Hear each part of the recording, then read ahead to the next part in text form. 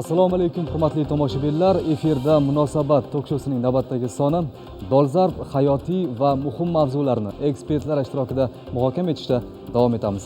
Bugun quyosh energiyasi haqida gaplashamiz. Quyosh panellarini o'rnatish mexanizmi qanday bo'ladi, tartiblari nimalardan iborat, o'zi bu aholi uchun, davlat uchun nima uchun kerak, yashil energiya, uning samaradorligi nimalardan iborat. Bugun ana shu mavzularda atroflicha fikr va mulohaza yuritishga harakat qilamiz. Undan avval esa yana bir bor e'tiboringizni ekranga qaratmoqchimiz va mavzuga aloqador lavhani tomosha qilamiz.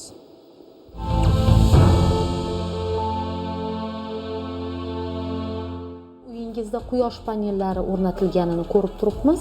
5 kilovatni hozir 50 kilovatga o'zgartirdik. O'rta hisobda 2,5 yilga o'zini qoplaydi. Qor yog'di, shu 3 marta, shu qor yog'gan kunlarga 50 kilovatdan ziyod ishlab chiqadi. Bir oyga o'rtacha 9 milliondan yuqori degan. Hozir loyihani qilganimizdan bir 50 kishi kelib ketib, shundan bir 20 tasi o'ziga o'rnatish loyihamizdan ko'rib men oilamni boshiga bo'la turib, to'y ma'rakalarga qatnashib, o'zimni ro'zg'or ishlarini qilib turib 90 million daromad ko'raman.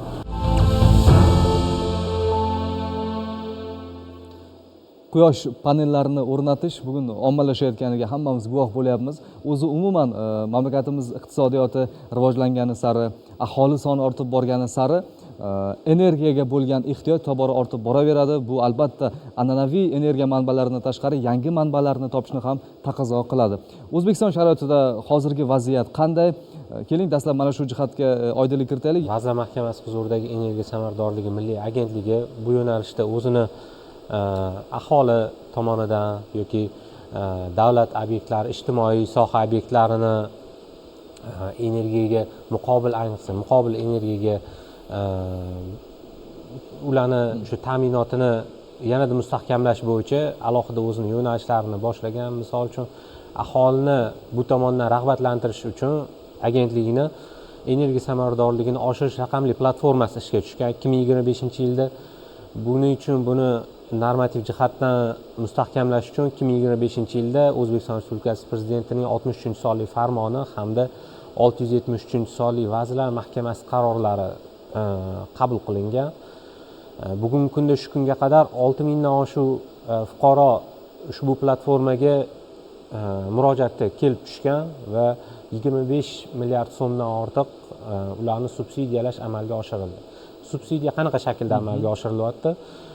Ularni nafaqat muqobil energiya, balki energiya samaradorlikka olib keluvchi uskuna, qurilish materiallari bilan ta'minlashga alohida subsidiyalash yo'lga qo'yilgan. Misol uchun quyosh panellari o'rnatgan xonadonlar uchun ularni 20% ketgan xarajatlari quyoshli suv isitgichlarni qoplab berish yo'nalishida 20%. Bunda ham bundan tashqari issiqlik nasoslari degan qurilmamiz ham bor. Bu qurilma bugungi kunda yanada ommalashyapti va buni aholi o'rtasida jadallashtirish maqsadida 40% miqdorda subsidiyalash joriy qilingan va bundan tashqari shu maishiy isitish qozonlari, kondensatsion maishiy isitish qozonlari va rekuperator degan qurilmalar bor.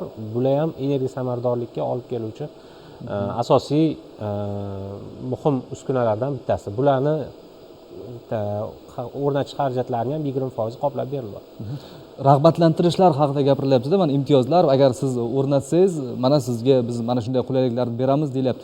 Mana shu berilayotgan imkoniyatlar birinchidan qay darajada o'zini oqlayapti va qay darajada natijasini beryapti? Ya'ni biz rag'batlantiramiz deganda ular munosabati qaysi ma'noda qanday bo'lyapti? Ya'ni ulushi ortib boryaptimi? Rostdan an'anaviy resurs manbalaridan foydalanishdan ko'ra mana bu quyosh panellaridan foydalanish. Agar respublika masshtabida aytadigan bo'lsak, masalan 2022-yillarda bizda yashil energiya ulushi juda ham past edi. 5-6% gacha bormas edi, lekin hozirgi paytda umumiy yillik energiya iste'molimizning 20% ga yetib qoldi yashil energiya ulushi. Bu quyosh elektrostansiyalari, shamol elektrostansiyalari, gidroelektrostansiyalardan olinayotgan energiya. Bu yillikda. Endi kunlik agar energiya ulushini oladigan bo'lsak, ya'ni bir kun davomida olingan energiyada o'tgan yil davomida hattoki 30-35% gacha ham chiqqan.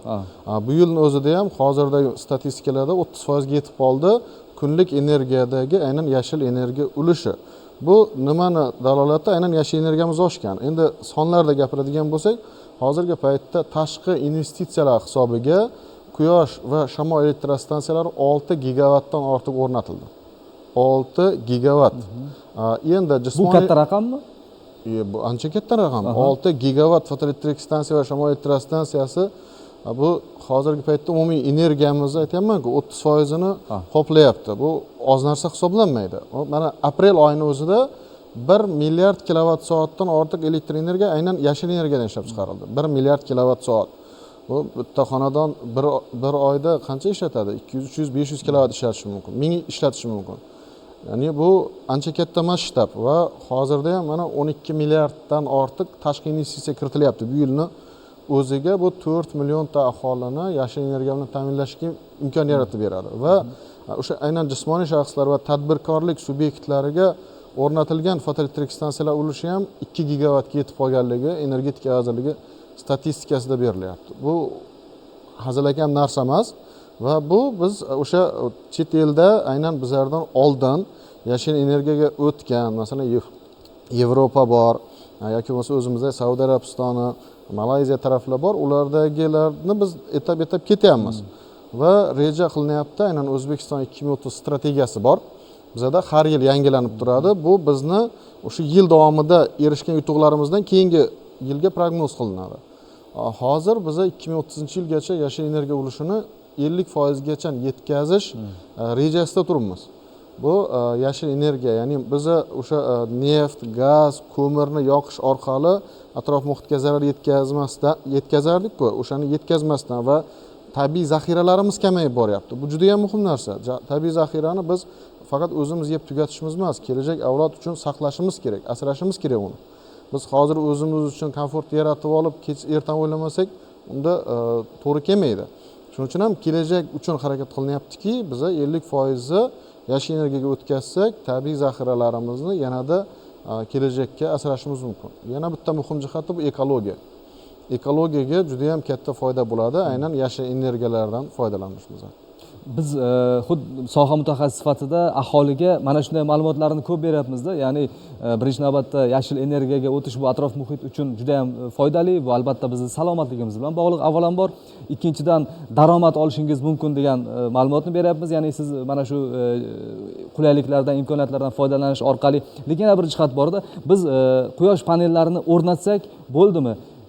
Yoki quyosh panellari o'rnatgandan keyin uni olingan energiyani ishlatish uchun biz ishlatayotgan asbob-uskunalar, agar ishlab chiqarish zavodi bo'lsa, unda ishlatiladigan asbob-uskunalar, uyda bo'ladigan bo'lsa, yoqadigan hattoki chiroqlarimiz, ularning ham bir qanaqadir mutanosibligi bormi yoki faqat quyosh paneli o'rnatsa, qolgan asbob-uskunalarimiz joy-joyida tursa ham samarasini beraveradimi? Men aytmoqchimanki, u energiya manbasini qo'yganimizdan keyin bu yoqdagi asbob-uskunalarni yoki umuman vositalarni deymizmi, ularni ham shunga moslash talabi o'zi bo'ladimi, bo'lmaydimi? Marhamat. Quyosh fotoelektr stansiyasini o'rnatish bilan yoki qaysidir energiya manbani o'rnatish bilan energiya samaradorlikka yoki ko'zlangan maqsadga erishib bo'lmaydi.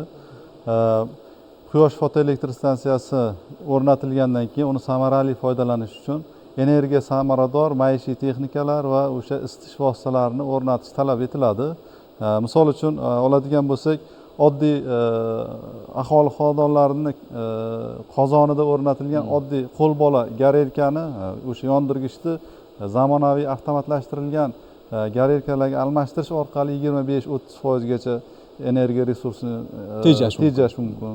Yoki o'sha oyna romlarini bir qavatli oynadan shishadan qo'yilgan oyna romlarini 2 qavatli yoki 3 qavatli 2 steklo paketli oynalarga almashtirish orqali 5-6% yoki tom devor uyda tom devorlarini bazalt yoki o'sha issiqlik izolyatsiyasini qilish orqali 20% gacha energiya resurslarini tejash imkoniyati mavjud.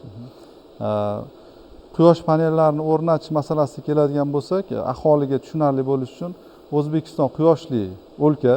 O'zbekistonda 300 kundan ortiq quyoshli kunimiz mavjud. Endi o'rtacha O'zbekistonda 1 kilovat quvvatdagi quyosh panelini o'rnatish orqali yiliga 1,5 ming, 1600 hattoki 1700 kilovatgacha hududiga qarab o'sha vodiy hududlarida kamroq, o'sha quyoshli mana bu Surxondaryo janubiy hududlarda, Navoiyda ko'proq energiya olish imkoniyati mavjud. Endi quyosh panelini o'rnatish masalasidan O'zbekistonda 6 milliondan ortiq, 7 milliontaga yaqin aholi xonadonlari mavjud. Aholi xonadonlari ham juda zich holatda joylashmagan. O'sha tom qismlariga quyosh paneli o'rnatish imkoniyati mavjud. Kamida 5 kilovat. Endi yana ham tushunarli bo'lish uchun aytadigan bo'lsak, joylashuviga qarab 5-6 kvadrat tom qismiga, uzog'i 7-8 kvadrat tom qismiga 1 kilovat quyosh paneli o'rnatish imkoniyati mavjud. Mana shu aholi xonadonini o'sha tom qismiga o'rnatish haqida gap ketganda bitta ma'lumotni beraylik, tomoshabinlarimizga ham qiziq bo'lishi mumkin. Eng minimum qo'yish mumkin bo'lgan deylik panelimiz, u undan olish mumkin bo'lgan energiya va deylik ishlab chiqarilgan energiyasini ishlatish yoki qilish mumkin bo'lsa daromad. Shuni bir ma'lumot sifatida deylik, siz mana bunday panelni o'rnatdingiz, natijasida mana bunday daromad bo'ladi degan ma'noda bir aytib o'ta olamizmi? Misol sifatida. Minimum quyosh panelini o'rnatish o'sha invertoriga bog'liq bo'ladi. Asosan endi eng minimum o'rnatilgan men 3 kilovat ko'rganman.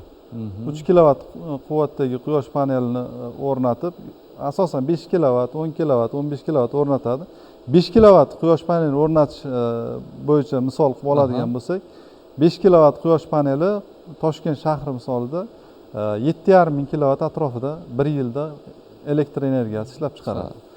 Endi 5 kilovat quyosh panelini biz 4 million so'mdan hisoblaydigan bo'lsak, 4 million so'mdan bozor narxi 20 million so'm bo'ladi.